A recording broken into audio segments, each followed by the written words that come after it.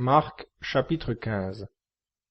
Dès le matin, sans retard, les princes des prêtres tinrent conseil avec les anciens et les scribes, et tout le Sanhédrin. Et après avoir lié Jésus, ils l'emmenèrent et le livrèrent à Pilate. Pilate l'interrogea. « Es-tu le roi des Juifs ?» Jésus lui répondit. « Tu le dis. » Comme les princes des prêtres portaient contre lui diverses accusations, Pilate l'interrogea de nouveau, disant. « Tu ne réponds rien? Vois de combien de choses il t'accuse. » Mais Jésus ne fit plus aucune réponse, de sorte que Pilate était dans l'étonnement.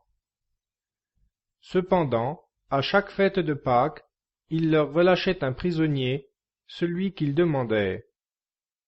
Or, il y avait dans la prison le nommé Barabbas, avec les séditieux ses complices, pour un meurtre qu'ils avaient commis dans la sédition. La foule étant montée, se mit à réclamer ce qu'il leur accordait toujours. Pilate leur répondit. « Voulez-vous que je vous délivre le roi des Juifs ?» Car il savait que c'était par envie que les princes des prêtres l'avaient livré. Mais les pontifes excitèrent le peuple, afin d'obtenir qu'il leur relâchât plutôt Barabbas. Pilate, reprenant la parole, leur dit. « Que voulez-vous donc que je fasse de celui que vous appelez le roi des Juifs ?» Ils crièrent de nouveau. « Crucifiez-le !» Pilate leur dit. « Mais quel mal a-t-il fait ?» Et ils crièrent encore plus fort. « Crucifiez-le !» Pilate, voulant satisfaire le peuple, leur délivra Barabbas, et après avoir fait flageller Jésus, il le livra pour être crucifié. Les soldats conduisirent Jésus dans l'intérieur de la cour, c'est-à-dire dans le prétoire, et ils convoquèrent toute la cohorte. Et l'ayant revêtu de pourpre, ils ceignirent sa tête d'une couronne d'épines qu'ils avaient tressée. Puis ils se mirent à le saluer. « Salut, roi des Juifs !» Et ils lui frappaient la tête avec un roseau, et ils crachaient sur lui. Et, fléchissant les genoux, ils lui rendaient hommage. Après s'être ainsi joué de lui, ils lui ôtèrent la pourpre, lui remirent ses vêtements et l'emmenèrent pour le crucifier. Un certain Simon, de Cyrène, le père d'Alexandre et de Rufus, passant par là en revenant des champs, ils le réquisitionnent pour porter la croix de Jésus, qu'ils entraînent au lieu dit Golgotha, ce que l'on interprète, lieu du crâne. Et ils lui donnaient à boire du vin mêlé de myrrhe, mais il n'en prit pas. L'ayant crucifié, ils se partagent ses vêtements, tirant au sort ce que chacun en prendrait. Il était la 3e heure lorsqu'on le crucifia. L'inscription indiquant la cause de sa condamnation portait « Le roi des Juifs ». Ils crucifièrent avec lui 2 brigands, l'un à sa droite, l'autre à sa gauche. Ainsi fut accomplie cette parole de l'Écriture, et il a été mis au rang des malfaiteurs.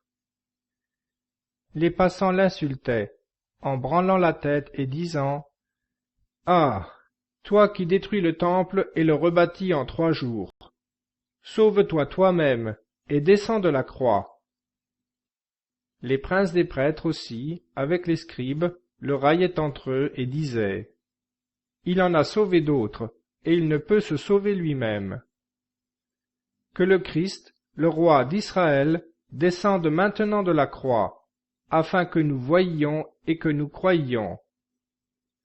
Ceux mêmes qui étaient crucifiés avec lui l'insultaient.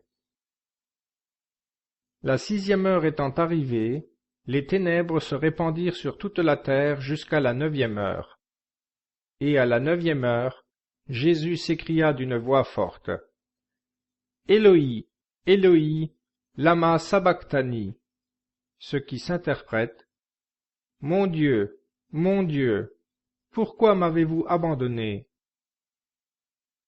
Quelques-uns de ceux qui étaient là, l'ayant entendu, disaient « Voyez, il appelle Élie. » Et l'un d'eux courut emplir une éponge de vinaigre, et l'ayant mise au bout d'un roseau, il lui donna à boire, en disant Laissez, voyons si Élie viendra le faire descendre. » Mais Jésus, ayant jeté un grand cri, expira. Et le voile du sanctuaire se déchira en deux, depuis le haut jusqu'en bas. Le centurion, qui se tenait en face de Jésus, voyant qu'il avait expiré en jetant un tel cri, dit : « Vraiment, cet homme était fils de Dieu. » Il y avait aussi des femmes qui regardaient de loin, entre autres Marie-Madeleine, Marie, mère de Jacques le mineur et de Joseph, et Salomé, qui le suivaient déjà et le servaient lorsqu'il était en Galilée, et plusieurs autres qui étaient montés à Jérusalem avec lui. Le soir étant déjà venu, comme c'était la préparation, c'est-à-dire la veille du sabbat, arriva Joseph d'Arimathie. C'était un membre du grand conseil fort considéré, qui attendait, lui aussi, le royaume de Dieu. Il était allé hardiment auprès de Pilate demander le corps de Jésus. Mais Pilate, surpris qu'il fût mort si tôt, fit venir le centurion, et lui demanda s'il y avait longtemps que Jésus était mort.